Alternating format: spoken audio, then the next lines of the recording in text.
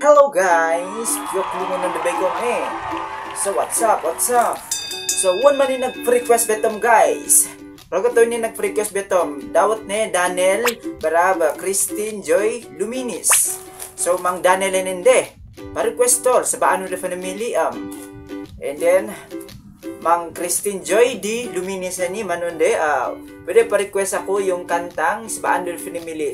Sabaan sa iyon sabaan ko sa ni iyon ni request kami ni. So unay sige to nagpa-notice betong. So idawat na Janet Ado sa Liling. So shout out na ba may Ma'am Janet. So undan from item de. Tara, samahan niyo ako. Let's go.